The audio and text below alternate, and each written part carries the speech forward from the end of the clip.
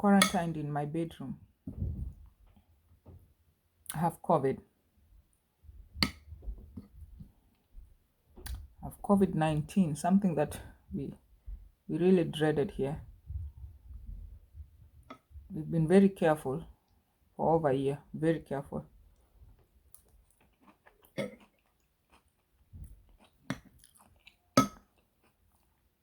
Our youngest two kids don't even go to church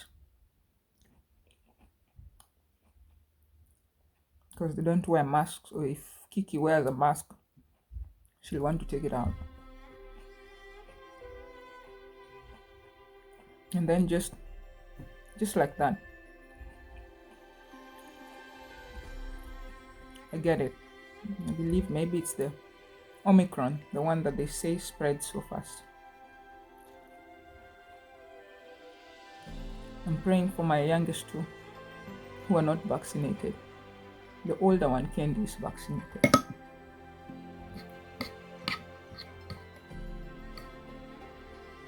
It's painful. Candy is crying.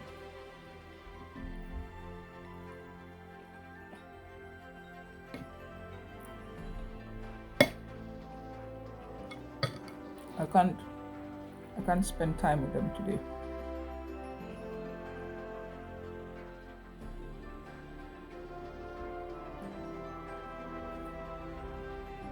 It's Saturday. My husband has missed work for 2.5 days now. He's missing work this weekend also. He was working this weekend. He had training and he's in charge of a lot of things. I feel so guilty. I feel so guilty that I've caused a lot of problems and I may cause even more. I sure don't want my kids to get this. I don't want them to get this, because if they get, I will not forgive myself. I will not forgive myself.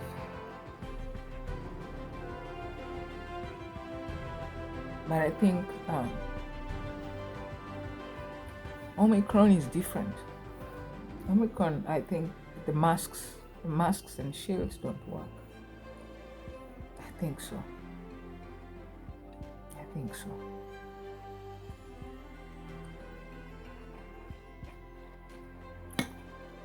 So far,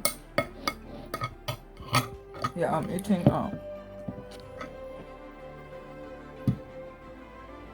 some kind of beans. I don't know what it's called. I've forgotten the name, but they're very tiny beans.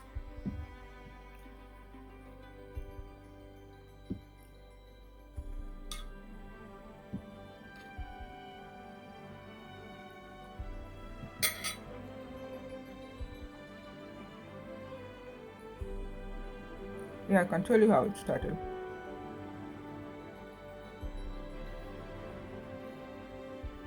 My friend was feeling unwell.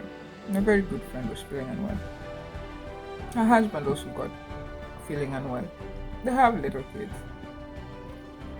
And both of us knew it could be COVID. So I wanted to prepare dinner for them because she was really tired. She was really tired and exhausted. So I prepared dinner and I took to them.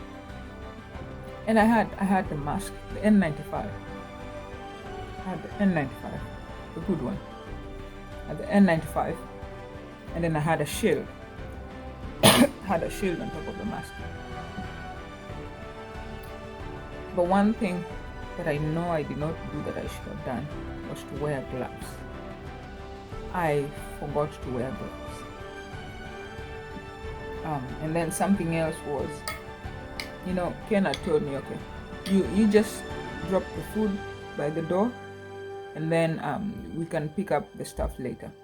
But I told Ken, we don't have bowls. I have to come back with the bowls. So the bowls got me sick. The bowls caused all this.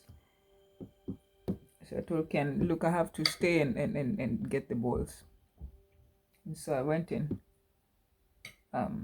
We exchanged the food. In fact, I didn't even shake hands. We did the elbow stuff. My friend, they changed the food, they cleaned the bowls, put them right back in the bag that I had. And once they were done, I took the bag and I left. So the contact, the surface contact, the bag, everywhere. When I went to my car, I sanitized my hands. And then once I sanitized my hands, I drove home. When I got home, I took the bag, got it to the kitchen, and then washed my hands with hot, warm water. Washed my hands really well. And then I didn't handle the plates. I just left them there till the following day. So once I washed my hands, I went up and we had prayer with the family. Once we had prayer, the kids went to sleep. I came back down to take my shower and go to bed. I got a text message from my friend. Their COVID test had come back positive. Her COVID test had come back positive. And I remember telling her, oh no, I hope I'll be fine, because I wasn't wearing gloves. That's what I said. And that was Sunday the 2nd. By Tuesday the 4th,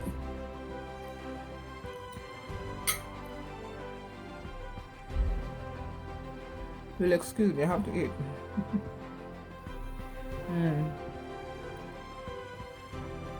By Tuesday the 4th, I started feeling chills. I was feeling cold and I was shivering, and I'm looking at the temperatures in the house. I'm like, did my husband put cool during winter? I check and all the temperatures are okay, well balanced. So I'm like, what's happening to me? But then I didn't think, it could be something serious. So he just left to go to work, but something told me, hey, put on a mask.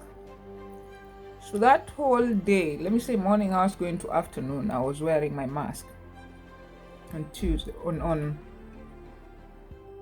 Monday, on Monday I was feeling a little bad, and then Tuesday it got a little more.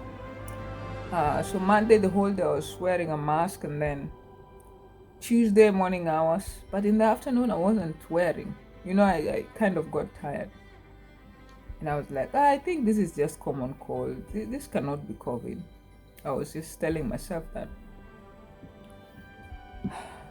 But then going into late afternoon, I started feeling so tired. I had to call my husband. I had to call him. I tell him, hey Ken, you have to come back home. Come home, please. I don't want these kids to wake up and find me here, because they wake up at 4 from their afternoon nap. I say, when they wake up at 4, they will drain me. My body is so tired. I feel so exhausted. So he left work and he went and picked Candy from school, and they came home.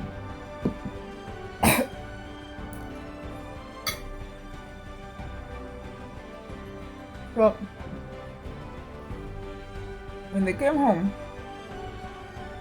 I had prepared the dinner. I told him this dinner, this is this and that, and then I just came to sleep. So come Wednesday, it became serious. Wednesday was serious.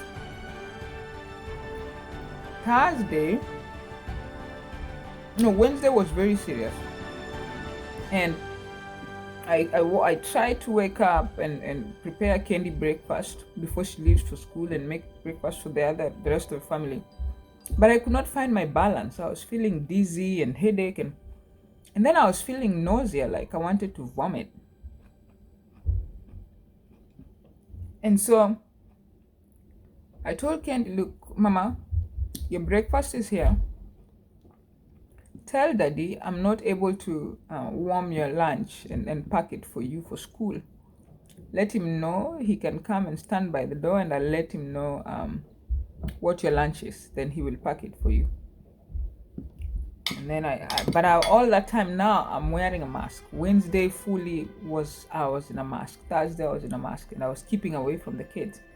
So, and then my husband decided he was not going to work, because I said, the way this thing is, I think this is COVID, and it's not good for me to be so much close to the kids. Just try be home. And so he was home on Wednesday. So he came, he prepared everything for Candy, and she went to school, and he was here with the kids. So on Thursday we decided, because he's scheduled to work over the weekend, we said, you know what? Let me go get tested for COVID. Let me go get tested for COVID, so that we know if you're going to work or not on Saturday and Sunday. So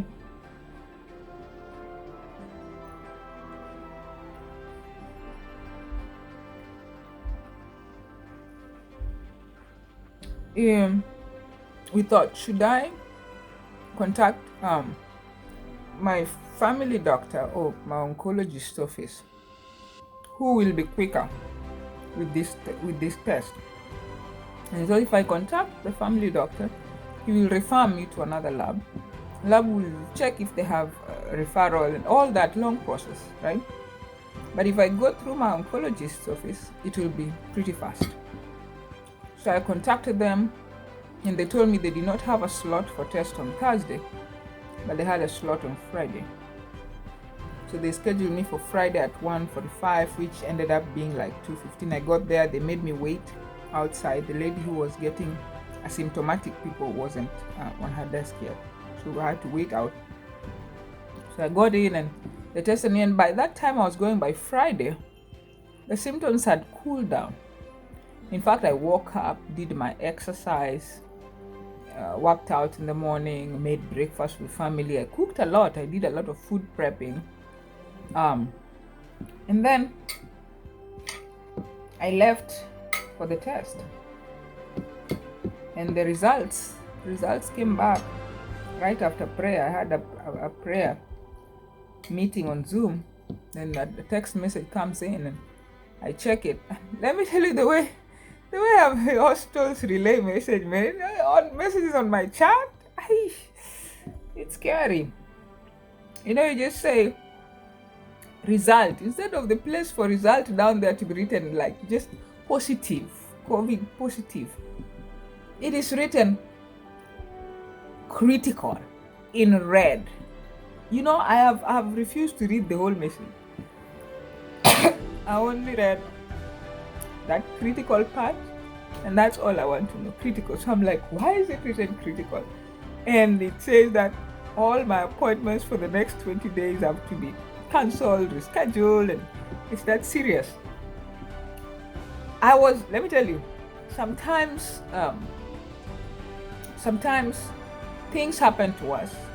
We may even lose our lives because yesterday I said because of amnesia. My sister was like, you didn't know what amnesia is? No, I really don't mean it's amnesia, but there's this something else that just the thoughts, the mind can kill someone. The mind controls the body. Let me tell you, the mind is so powerful. I realized how powerful the mind is throughout last year, and with this, from the time I got that text message. The mind is powerful. And when you learn to control your mind, you can go far, I think.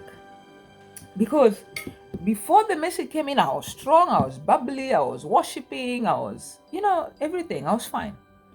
But when the message came,